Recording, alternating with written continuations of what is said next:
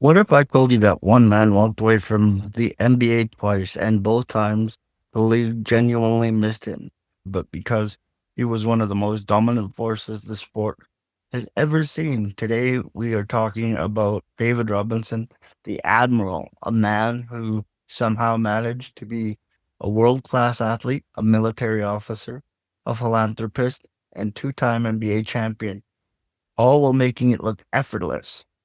It is 1987. The San Antonio Spurs have had one of the worst seasons in franchise history. They finished with a record that would put them near the bottom of the league. But here's the thing about hitting rock bottom: sometimes the universe rewards you for it. The Spurs won the draft lottery and used the pick to select a 22-year-old naval officer named David Robinson. There was just one small catch: he could not play right away. The United States Navy had a prior commitment on his schedule, and it was not something you could simply reschedule. Now, most franchises would panic in this situation. You draft the best player available, arguably the most hyped prospect in years, and you have to wait two full seasons before he suits up for you. But the Spurs were patient, and that patience would be rewarded in ways that nobody could have fully predicted at the time. Here is something that a lot of people forgot about David Robinson's journey. He did not grow up obsessing over basketball. He was not the kid in the gym every single night from the age of 8 dreaming about the NBA.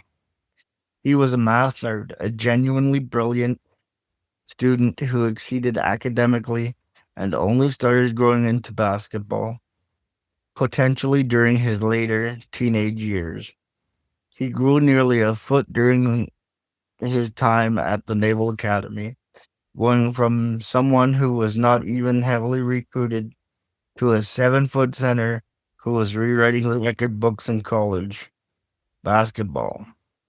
At the Naval Academy, Robinson became one of the most decorated college players of his era. He won the Naismith Award, the Wooden Award, and was named the National Player of the Year. He averaged over 28 points and over 11 rebounds per game in his final season.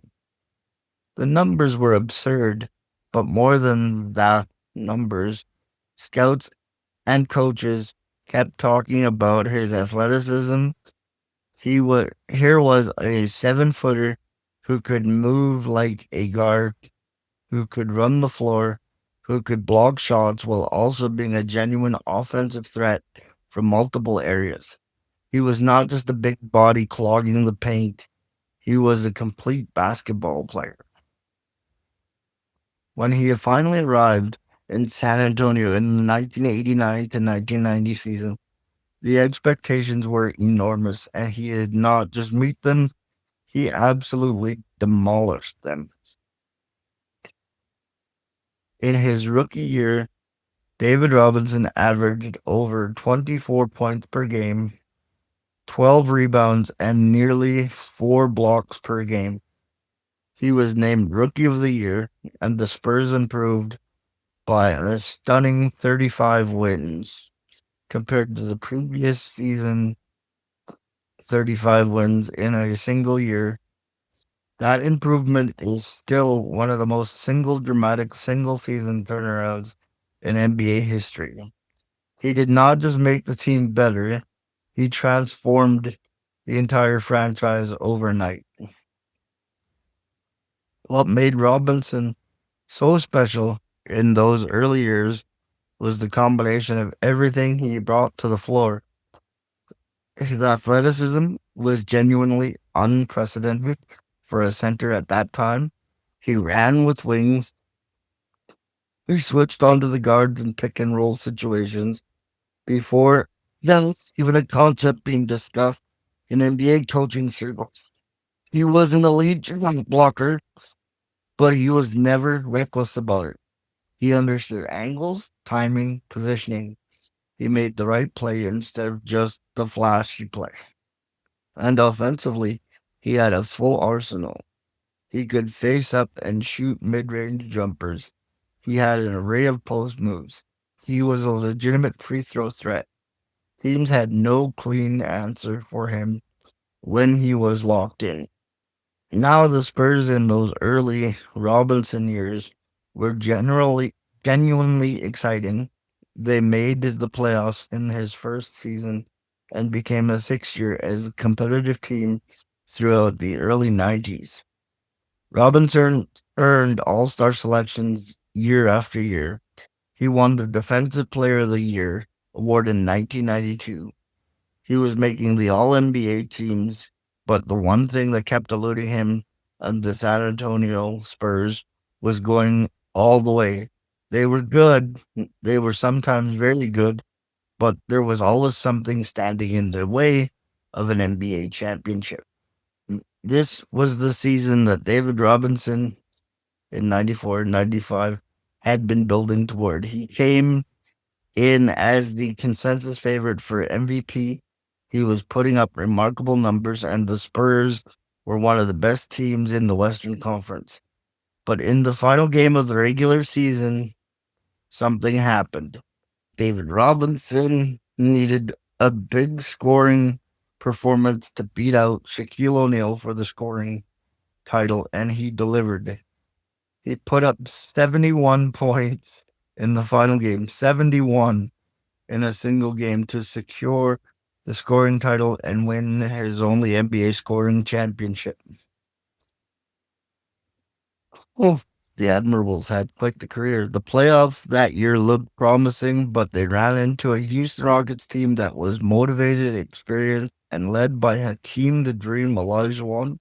He was arguably the most skill center in NBA history.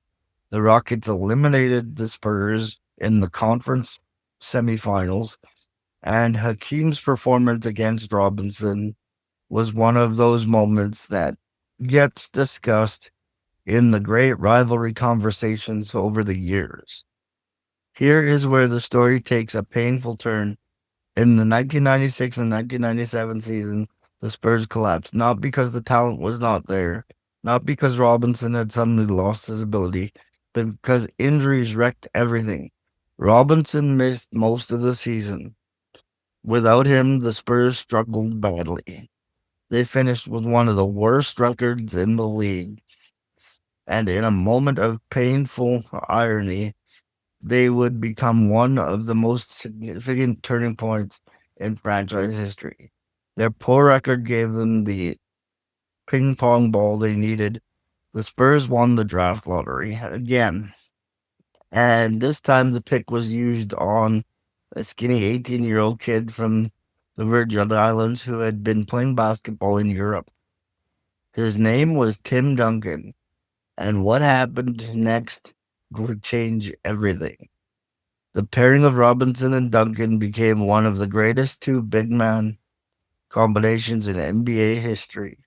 Robinson, at this point of his career, made a decision that defined his legacy in a way that goes beyond statistics. He willingly stepped back. He accepted a reduced role. He understood that Tim Duncan was the future of the franchise.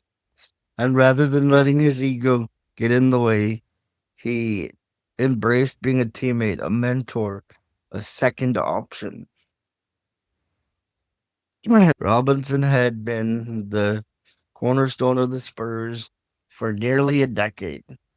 He was one of the best players in the entire league. He had been building toward a championship for years, and when the moment came to hand the keys over to someone else, he did it with grace. He did it with class. He made it look natural. And the results were immediate. In the 1998 to 1999 season, a shortened season due to a labor dispute that started late, the Spurs went on an extraordinary run. They had the best record in the condensed schedule and entered the playoffs as the clear favorite in the West. Tim Duncan was spectacular, and Robinson was perfect. Compliment to Duncan. They were known as the Twin Towers. In the finals, they faced the New York Knicks. The Spurs were dominant. They won the championship in 5 games. And David Robinson finally had the ring. He was 33 years old. And after 12 years in the league and all the nervousness and injuries and disappointment, he was a champion.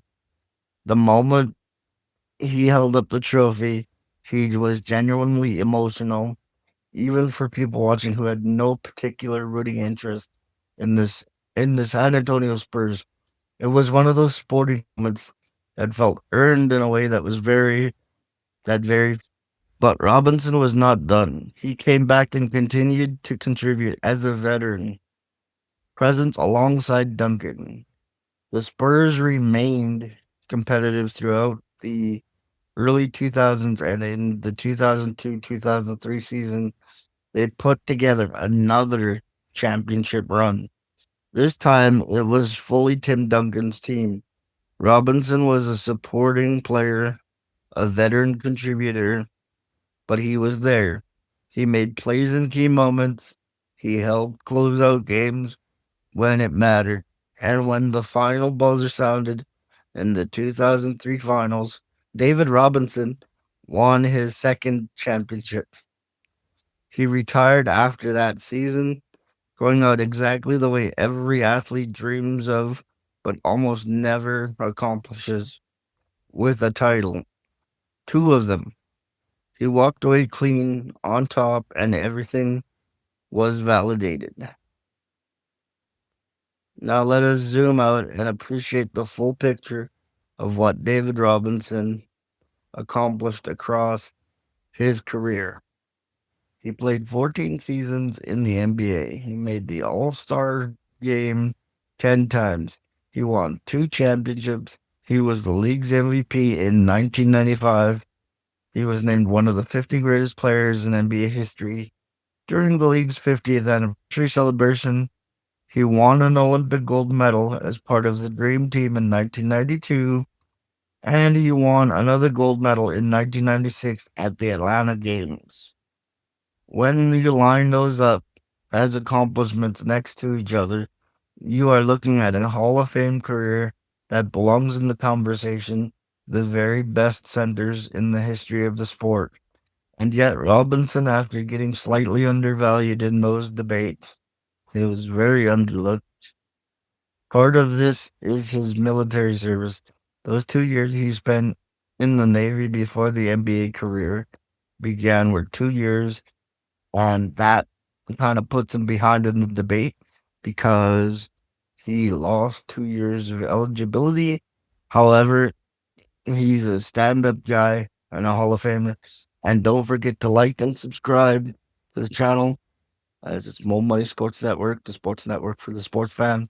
And until next time, may your ego come from a place that keeps you humble. I'm Mo Money. Mamba out.